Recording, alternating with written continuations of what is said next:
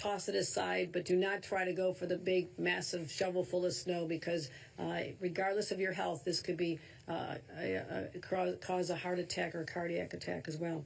So also, if you're indoors, and you will be indoors, test your smoke and carbon monoxide detectors in case you have to use indoor space heaters. Dress in layers, cover every part of your body. I was outside yesterday, I had face wrapped up in a scarf, ears covered, hand warmers in the gloves. There are ways to protect if you must be out there. I've mentioned before how important it is to make sure your vehicle can save your life if necessary. Again, you must consider the worst case scenarios when you're going out. You do not know that what you think is just a safe ride to the grocery store or an appointment can result in you going off the road and having to rely on your vehicle if you're stuck in a snowbank. We've talked about having extra phone chargers. Make sure your phone is charged. Blankets, water, food, anything you think you would need to protect you. And also protecting your pipes from freezing. Another pro tip, just take a long towel from the bathroom, roll it up, and stick it in front of the door. It can stop a lot of wind from coming in, or use the plastic sheets that you put on the windows with a blow dryer. It's kind of a fun thing to do. So also, this is a time to be a good neighbor. Check on your elderly neighbors. I have shoveled the sidewalks of my neighbors when I was growing up. Is what we always did, our neighbors next door. Also, watch out for pets. I know many of them have to go outside, but keep an eye on them and don't let them stay outside too long. So the bottom line is this. We're not through it. This is sort of the beginning. We've been talking about this for days. Different parts of our state are being affected differently at different times, but this is a statewide event. It is unrelenting. We don't expect any relief from this forecast at this time. And all of our state agencies, I just had a chance to thank them a few minutes ago. They are working tirelessly around the clock, and we're going to continue being flexible. So, as I mentioned, we have had some of the coldest nights of the entire year, and also some of them record lows. So I want to make sure that we are protecting everybody. Be smart, exercise caution, and look out for each other. So let me turn it over to Acting Commissioner of Homeland Security and Emergency Services, Terry O'Leary, to go through our other state preparations. Thank you, Governor. And Governor, I'd like to say thank you very much for coming to the EOC today to see the staff. What you see today in the EOC is the nerve center of the state's response to any crisis or emergency. And today we have not only representatives from the Division of Homeland Security and Emergency Services, but also from our partner agencies. And what they're doing is they're bringing in information from throughout the state. They're seeing where resources need to go to help answer any task that's in front of us, and they deploy those resources. And what you saw in that other room are some of the nation's best emergency management professionals. It's not only the division that is working. We also have representatives from the Department of Environmental Conservation, the National Guard, the Department of Transportation, State Police, ITS, State Fire, our Parks Department, Thruway, as well as our partners from the National Weather Service. I'd also like to thank those who are working in emergency management that are not in the facility.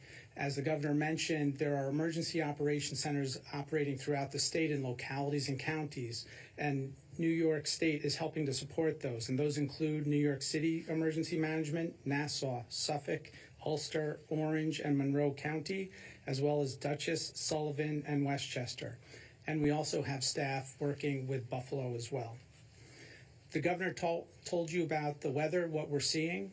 It's important to note that we will see a change in New York City and on Long Island, where it will switch over from snow to freezing rain and ice this afternoon, and that will last through around midnight when it will switch back to snow.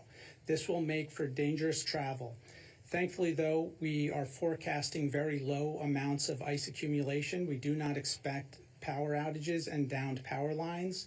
It is important to know, though, if you see a down power line, treat it as if it is live. Stay at least 30 feet away and call 911. There is no rest from the weather in New York. Immediately after this snowstorm, we are going to see a lake effect storm come in, and thanks to our friends at the Nice Work, they have forecasted that we'll see snow bands setting up both off of Ontario County as well as Ontario as well as Lake Erie. That will start Tuesday night and will go through Thursday. We're also going to be seeing extended cold. These cold temperatures will last through the weekend. So that's important. The governor gave you tips on how to shovel. Start shoveling early. There isn't going to be a thaw over the course of the next week. So get that snow off of your sidewalk and out of your driveway as early as possible. Part of the state response, we have banned long tandem tractor trailers on the thruway starting at 6 a.m. this morning. And as the governor mentioned, on all state roads, commercial vehicles need to stay in the right-hand lane. In addition to the travel bans in Dutchess and Ulster County, individuals should check their local county's websites for any additional travel restrictions in their area. Long Island Railroad and Metro North are going to be operating on a Sunday service schedule, as will the Capital District Transportation Agency. If you are flying, please check ahead of time. This is a nationwide event. The weather will not only impact our flights, but it will impact flights coming from throughout the country. So make sure that you check before you go to the airport. We've already seen cancellations of up to 90% at different airports. To reiterate what the governor said, please stay home. Don't be on the roads. Allow DOT and thruway plow operators to do their job. Do not crowd the plow. If you have to travel, please check 511ny.org first. It is a great source of information on the status of the roads statewide. It will tell you where there are incidents, and you can look at traffic cameras as well and actually see the conditions of the roads for yourself. Continue to be prepared for the bitterly cold temperatures we've been experiencing. They're not going away. Hopefully we won't see anything like we saw in Watertown or Copenhagen, but we are going to see sub-zero temperatures throughout the state over the course of the next few days. Code Blue will remain in effect, so throughout the state, under the guidance of the Office of Temporary and Disability Assistance, we will make sure that shelters are available to those who need them. Also, counties will stand up warming centers. If you do lose power, call 211 and they will tell you in your area where you can find a warming shelter. As the governor mentioned, we do not expect widespread power outages, but if you do experience a power outage, please call your utility company to report it. If you are going to be using alternative heating sources, make sure you do so safely. Make sure it is a UL approved space heater. Keep it 3 feet away from any furniture, from drapes and the rest. If you're using a generator for power, never use a generator indoors, and do not keep it right outside your windows either. Please make sure your fire smoke detector and carbon monoxide detectors are working. And finally, if you are going to travel, and I have to tell my kids this all the time, they will get into their car after they heat it up wearing shorts and a t-shirt thinking I'm only driving a couple of miles to the gym. Have a jacket, have a blanket. You need to be prepared to be stuck for a while. And also make sure you can get yourself unstuck as well. Have a shovel, have kitty litter in the car, have something, if you have a truck, have a tow rope so that someone else can help you if you're stuck, or you can help somebody if they're stuck. And most importantly, obey the move over law. If you see our first responders out there, please move over if it is safely possible. Allow state police, other first responders, tow truck operators to do their job and to help others, and don't compound any issues that we may see. And with that, I'd like to say, Governor, thank you again for coming and joining us here today. Thank you. I also want to acknowledge the presence of my incredible team as we get through this crisis. And I mentioned Marie-Therese Dominguez, the New York State Department of Transportation. She is a battle-tested veteran. We've been through many of these challenges before, and I'm so proud of the work that she and the men and women who work for her do as well. And Frank Hoare, the Executive Director of the New York State Thruway Authority, the lifeline of upstate New York connecting us with downstate, and how important it is to keep the commerce as well as the commuters and residents safe on those roads. So thank you, Frank. And also our state police out there day and night, making sure that our roads are safe and that they're there to respond to any situation that requires additional help. And I want to thank Major Robert McConnell for his support here as well. Before we get to questions, I need to speak plainly about something that should stop every American in their tracks. Yesterday in Minneapolis, federal immigration agents killed another American citizen in broad daylight. His name was Alex Preddy. He was 37 years old. He was an ICU nurse, someone whose job was saving lives. Video shows him doing something he was trained to do, to help people. He was trying to reach over and help a woman in need when she was thrown to the ground by federal agents. And within seconds, federal agents threw him to the ground and fired a shot, not one, but a barrage of bullets into his body on a public sidewalk in America. The federal government claims the killing was justified. This nurse with nothing more than a cell phone in his hand, that he was trying to kill them. That's their story. But anyone who's seen this horrific video, multiple videos, knows that this is a shameless, bold-faced lie. This is not a threat that needed to be neutralized. It was a civilian exercising the free right to protest. And this is a continuation of a deadly pattern, a pattern of violence. It is well known that earlier this month, federal agents also shot a mother of three in the face when she just extended a greeting to him. 2 American families destroyed. Confidence in federal law enforcement shattered. At the same time, ICE agents are arresting children. A 5-year-old returning from preschool, using them as bait. A 2-year-old taken on the way home from a grocery store with her dad. Now we have children caught up in armed engagement, scooped off the street by masked men, while our federal leaders feed the false narratives instead of taking responsibility. But videos don't lie.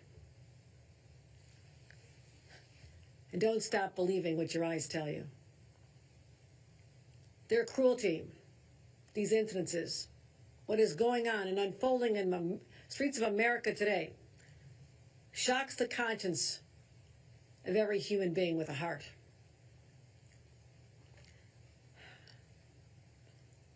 When federal agents use lethal force against civilians and then prevent state authorities from fully investigating, it violates the basic principles of a democracy.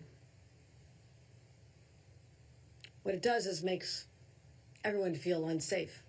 Everyone. Nationwide, over the last 13 months, ICE has detained hundreds of U.S. citizens, and dozens of people have died in their custody. Now, Donald Trump's handpicked leader of the Department of Homeland Security has proven to be unable and unwilling to follow the law to stop these killings. Kristi Noem has referred to these peaceful protesters as domestic terrorists and lied about the shooting victims being the aggressors. She told law enforcement officers to put on masks and military fatigues to basically treat the American public as the enemy. She has shown a profound disregard for human life and created a culture where people feel unrestrained in how they're handling encounters with the people in this country. Kristi Noem has forfeited her right to lead, and I'm calling on her to resign as Secretary of Homeland Security, or Donald Trump to do the right thing and just fire her.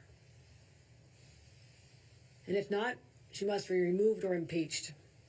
And Gregory Bovino, who has helped lead and defend and escalate these operations, should also be fired.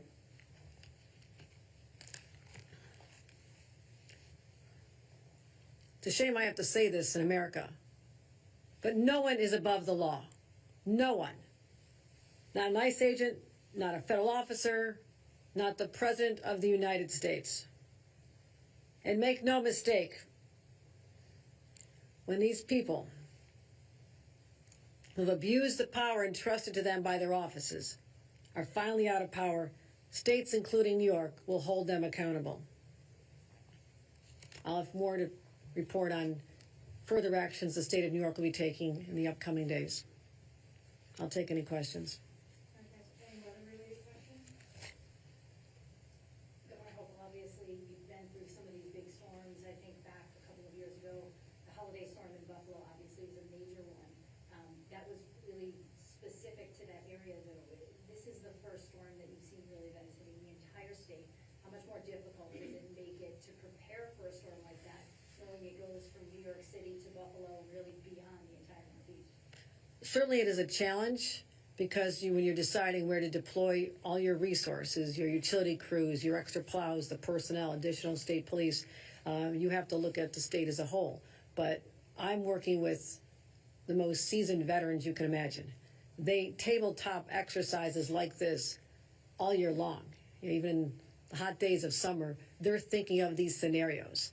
And it is a worst case scenario when every part of the state is vulnerable to these extreme, brutal colds, which are life-threatening, as well as the volume of snow that some parts of the state are not accustomed to dealing with. So it is a challenge, but not one that we haven't prepared for, that we prepared for in this specific event, having the early warning in advance of what is coming, getting the message out to New Yorkers on what they can do to keep themselves safe, and then we'll get through it. So I feel confident in the team that I have assembled to manage these storms. Any others, guys? Obviously, the thruway is only close to those tractor trailers, the tandem trailers right now, but when we look at if it's going to be necessary to potentially close into all traffic? I'll let the executive director address that. It's something we always keep an eye on. I have been in so many emergency operations, monitoring the snowfall on the thruway, how fast vehicles are going, whether or not there's visibility. It is something we do intensely, and we want to keep motorists safe, but also make sure we can keep the flow of commerce going through our state, because you also end up, when you close the thruway, there's a ripple effect on the adjoining roads, and you can create another situation. So you have to be very smart about when to do that. We've done both. We've made a decision to, with lots of restrictions, keep the traffic going. We've also had other times we've had to declare that it's just not safe. We have to shut it down. Frank, is there anything you want to add to that?